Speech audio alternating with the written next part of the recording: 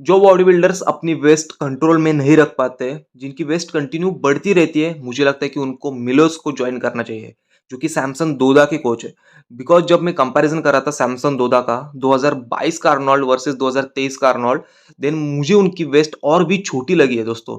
चलो muscle mass आप फिर भी गेन कर लोगे अगर आपके जेनेटिक्स अच्छे है तो, बट साथ ही साथ मसल्स की क्वालिटी पुट ऑन करना, अपने वेस्ट को कंट्रोल रखना, फिजिक का फ्लो बनाए रखना, ये सारी चीजें दोस्तों काफी मुश्किल होती है और यही निशानी होती है एक बेस्ट कोच की और एक एथलीट्स के वर्थ इथिक्स की। एंड डेफिनेटली दोस्तों जेनेटिक्स तो इंपॉर्टेंट रोल प्ले करती ही है। लोगों ने कहा है कि मिलोज ने सैमसंग के लिए साइकिल ही कुछ ऐसे हेवी डिजाइन करी थी कि सैमसंग एक्सप्लोडेड हो गए और उन्होंने इतना सारा मसल मास गेन कर लिया। बट उन्हीं लोगों ने उनकी यूट्यूब वीडियोस नहीं देखे, उनके डेली डाइट नहीं देखा, कितना हेवी खा रहे थे सैमसंग दोदा। सैमसंग दोदा ने भी एग्जैक्टली वैसे ही किया जैसे रॉनी कोलमन ने किया था। रॉनी कोलमन के जो कोच थे चैट निकोलस, उन्होंने रॉनी कोलमन को बहुत सारा खाना खाने के लिए कहा था एंड रॉनी कोलमन ने कभी भी एक्सक्यूजेस नहीं दिए। उन्होंने डाइट ऑन पॉइंट रखी एंड सारे मील्स वो ऑन पॉइंट करते थे, कभी भी उन्होंने खाने को इग्नोर नहीं किया।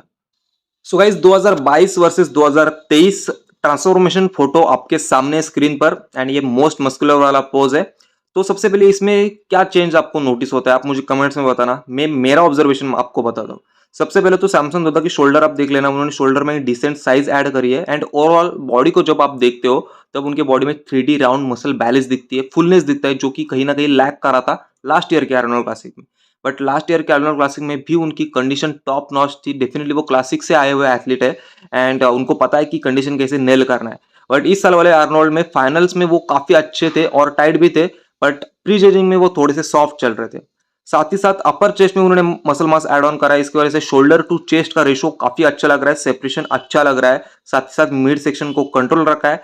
बट सबसे ज्यादा इंप्रूवमेंट अगर उन्होंने करी है, फुलनेस अगर उन्होंने मेंटेन करा है, देन उन्होंने अपने लेग्स में करा है, लोअर बॉडी में करा है। उनके काप्स को सबसे पहले आप नोटिस करना, काप्स में इतना सारा मसल मास उन्होंने ऐड ऑन करा है, वो भी सिर्फ 1 सालों में।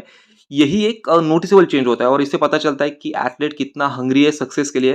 Because last year Arnold classic में जो एथलीट फिफ्थ आया था, हो सकता है कि वो अगले साल के आर्नोल्ड क्लासिक में थर्ड आया या फिर सेकंड आया, बट सीधा उन्होंने ओवरऑल आर्नोल्ड क्लासिक जीता है। तो इससे एक बहुत बड़ी अचीवमेंट होती है एंड ये रिजल्ट्स उन्होंने अचीव करे अपने फिजिक में, उसकी बदौलत उन्होंने ये टाइटल जीता है।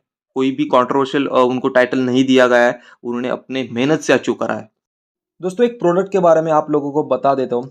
ट्रांसफॉर्मिंग न्यूट्रिशन ने रिसेंटली एक ट्रू वे लॉन्च करा है 1 kg पैक, जिसमें कि लीन गेनिंग उनका प्राइमरी फोकस है, मेन फोकस है, जिसमें आपको गुड अमाउंट ऑफ प्रोटीन मिलता है, साथ ही साथ simple carb and complex carbs भी डाले गए। तो इसका मेनली फोकस आपके लीन गेनिंग पे होगा और काफ़ी ज़्यादा अफोर्डेबल प्राइस में उन्होंने लॉन्च करा है।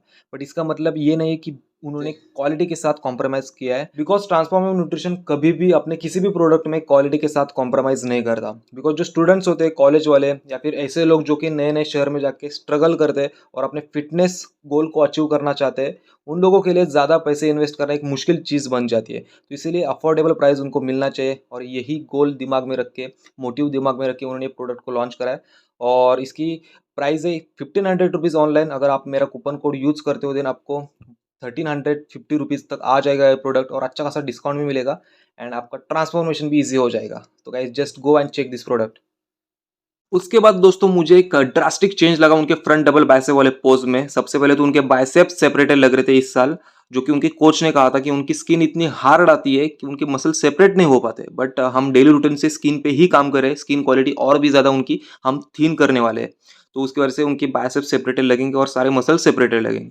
उसके बाद लैट्स में मुझे काफी सारी इंप्रूवमेंट लगी है, लैट्स में उन्होंने साइज ऐड ऑन करा है एंड ओवरऑल फ्रेम पे उन्होंने अपनी थोड़ी सी फ्रेम ब्रॉड करी है। इसकी बदौलत उनकी वेस्ट काफी छोटी लगने लगी है एंड हो सकता है कि वेस्ट और भी छोटी हो गई हो सच में। आपको क्या लगता है आप मुझे कमेंट्स में बताना, बट मुझे लगता है कि फ्रेम थोड़ी सी ब्रॉड हो गई है, लेग्स थोड़े से वाइड हो गए, इसकी वजह से उनकी वेस्ट और भी छोटी लगी है। एंड सबसे इंपॉर्टेंट बात तो ये है कि ओवरऑल बॉडी पे मसल मास ऐड करते वक्त उन्होंने अपने वेस्ट को कंट्रोल रखा है। साथ ही साथ आप लोअर बॉडी देख लेना, आप लोअर बॉडी में जो आउटर स्वीप्स होते हैं उसमें मसल मास कितना ह्यूज कैरी करा है उन्होंने। साथ ही साथ सेपरेटेड लेग्स आते हैं, कंडीशन आते हैं, ऐसा नहीं कि उन्होंने just muscle mass add on करा है और एक बल्कि फिजिक लेके स्टेज पे आए। और काप्स भी देख लो, तो मुझे लगता है कि उनके फॉरआर्म से लेके काप्स तक हर एक मसल्स पे उन्होंने काम करा है, हर एक मसल ग्रुप पे उन्होंने काम करा है एंड सक्सेसफुली उन्होंने ये फिजिक अचीव करी है। एंड वैक्यूम जब हिट करते हैं ये पोज एक डोमिनेटिंग पोज हो जाता है और मुझे लगता है कि ये एक फेस ऑफ बॉडी बिल्डिंग है। अगर मैं 2023 की बात करूँ तो अगर ओलंपिया में ऐसी फिजिक वो कैरी करते हैं with more thin skin quality and sharp muscles. Then हो सकता है कि वो डायरेक्टली हार्डी चुपन के साथ कंपेयर करे खुद को।